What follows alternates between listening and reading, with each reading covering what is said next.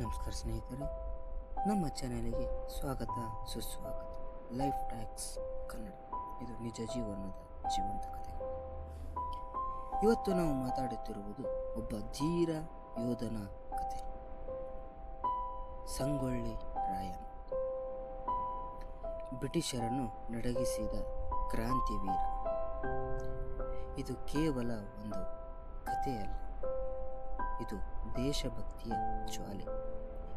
ಬ್ರಿಟಿಷರ ವಿರುದ್ಧ ನಿಲ್ಲಲು ಧೈರ್ಯ ಬೇಕು, ಆದರೆ ಅವರನ್ನು ನಡಗಿಸಲು ಹುಲಿಯ ಹೃದಯ ಬೇಕು.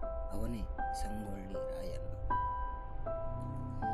ಇವರ ಜನನ ರಾಯಣ್ಣನ ವೀರರಾಯ, ಶೂರರಾಯ, ಧೀರರಾಯ ಜನಪದ ಹಾಡುಗಳಲ್ಲಿ, ನಾಟಕಗಳಲ್ಲಿ, ಇತಿಹಾಸದಲ್ಲಿ ಅವನ ಹೆಸರು ಸದಾ ಜೀವಂತ. ಕಿತ್ತೂರಿನಿಂದ ಕೆಲವೇ ಮೈಲಿ ದೂರದಲ್ಲಿರುವ ಸಂಗೊಳ್ಳಿ ಗ್ರಾಮದಲ್ಲಿ ಭರಮಪ್ಪ ಮತ್ತು ಕೆಂಚವ್ವ ದಂಪತಿಗಳ ಪುತ್ರನಾಗಿ ರಾಯಣ್ಣ ಹುಟ್ಟಿದ. ಅವನ ಕುಟುಂಬವೇ ಯೋಧರ ಕುಟುಂಬ.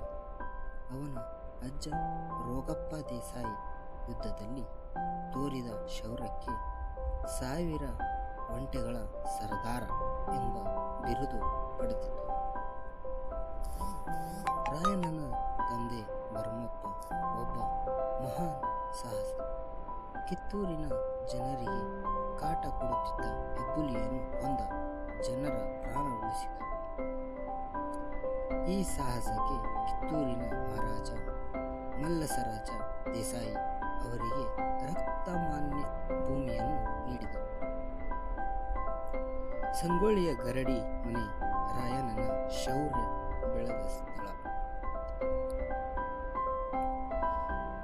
ಕಾಲ ಬದಲಾಗಿದೆ.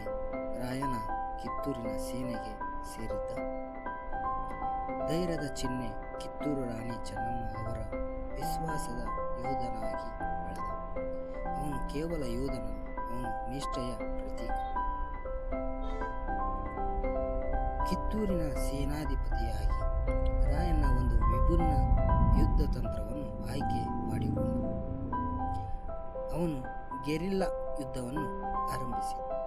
ಅಚ್ಚರಿಯ ದಾಳಿಗಳು, ಸರ್ಕಾರಿ ಕಚೇರಿಗಳನ್ನು ಸುಡುವುದು, ಖಜಾನೆಗಳನ್ನು ದೋಚುವುದು, ಇವುಗಳೆಲ್ಲ ಒಂದು ಗುರಿಗಾಗಿ ಬ್ರಿಟಿಷರ ಆಡಳಿತವನ್ನು ಕುಸಿತಗೊಳಿಸುವುದು. ರಾಯಣ್ಣ ಒಬ್ಬನೇ ಯೋಧನಲ್ಲ, ಅವನ ಜನರ ನಾಯಕ.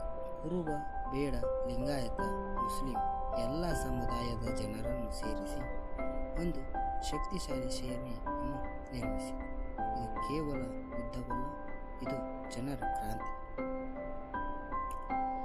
1824ರಲ್ಲಿ ಕಿತ್ತೂರು ಪತನವಾಯಿತು ಮತ್ತು ರಾಣಿ ಚೆನ್ನಮ್ಮ ಬಂಧನಕ್ಕೊಳಗಾದ. ಆದರೆ ರಾಯಣ್ಣ ಹೋರಾಟ ನಿಲ್ಲಿಸಿದ.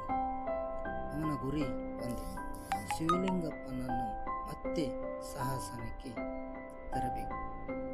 ಅವನು ತನ್ನ ಕೊನೆಯ ಉಸಿರಿನವರೆಗೂ ಹೋರಾಡಿದ.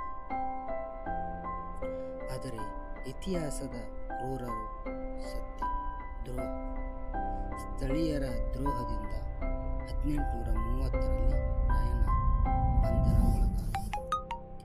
ಬ್ರಿಟಿಷರು ಅವನ ಮೇಲೆ ವಿಚಾರಣೆ ನಡೆಸಿ ದೇಶದ್ರೋಹದ ಆರೋಪದಲ್ಲಿ ಮರಣದಂಡನೆಯನ್ನು ವಿಧಿಸಿದರು. 1831ರಲ್ಲಿ ಜನವರಿ 26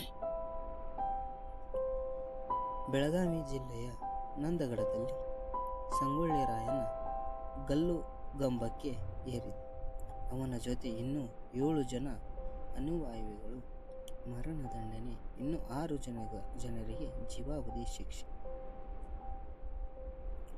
ರಾಯಣ್ಣನ ಹೋರಾಟ 1857ರ ಕ್ರಾಂತಿಗೂ ಮುಂಚೆ 3 ದಶಕಗಳ ಹಿಂದೆಯೇ ಆರಂಭವಾಯಿತು.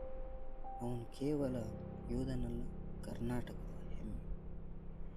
ರಾಯಣ್ಣ ಸತ್ತಿಲ್ಲ, ಅವನು ಪ್ರತಿಯೊಬ್ಬ ದೇಶಭಕ್ತನೊಳಗೂ ಜೀವಂತ. ಈ ಕಥೆ ನಿಮಗೆ ಇಷ್ಟವಾದರೆ ಲೈಕ್ ಮಾಡಿ, ಶೇರ್ ಮಾಡಿ, ಕಮೆಂಟ್ ಮಾಡಿ.